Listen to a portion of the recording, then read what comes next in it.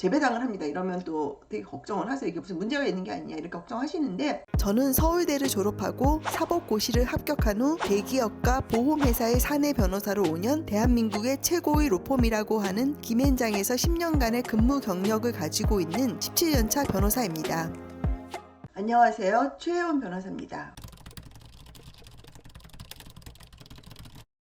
가끔씩은 재배당이 되는 경우가 있습니다. 근데 일반적으로 어떤 경우에 재배당되는지 많은 분들이 아시는 경우는 재판부와 판사나 검사가 재판의 공정성에 오해를 받을 수 있는 경우. 예컨대 검사하고 판사가 중학교, 고등학교, 대학교 동창이고 연수원도 동창이다. 이런 경우 상대방에서는 공정성의 우려를 표시할 수 있지 않습니까? 이런 경우 재배당 신청을 하기도 하고요. 아니면은 여러 가지로 이런 공정성의 이슈가 있을 때 재배당을 한다. 이런 거는 아마 언론을 통해서 많이 보셨을 것 같습니다. 근데 이런 경우 외에도 재배당이 되는 경우가 있습니다. 그래서 이제 어떤 경우에 이런 재판의 공정성과는 상관없이 재배당이 되는지 제가 좀 설명을 드리려고 합니다. 하나는 해당 판사가 사건을 처리함에 있어 현저하게 곤란한 사유가 발생했을 때입니다. 예컨대 판사님이 건강이 갑자기 악화가 돼서 수술을 받는다든지, 이런 경우는 사실 며칠 휴가 가지고 안 되는 경우도 있지 않습니까? 그래서 그런 경우에는 어쩔 수 없이 재배당을 해야 되고요. 판사님이 유학을 갑자기 중간에 가게 됐다든지, 그런 경우에도 재배당을 하게 됩니다.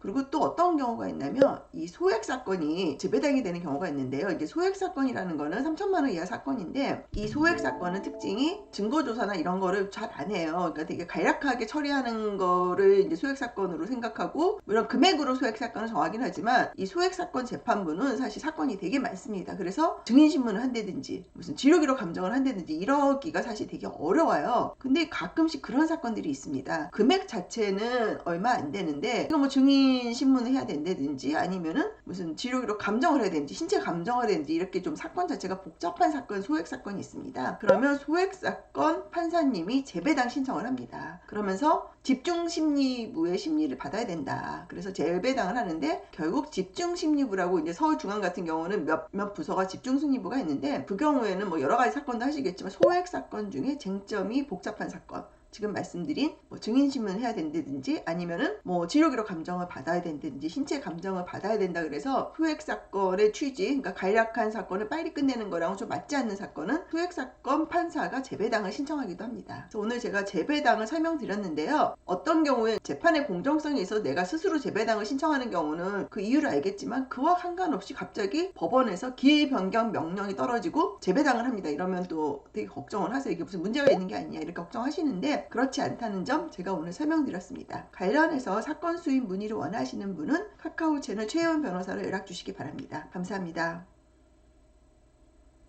사건 수임이나 법률 상담을 원하시는 경우 카카오 채널 최혜원 변호사를 검색하셔서 연락 주시면 상담을 도와드리도록 하겠습니다.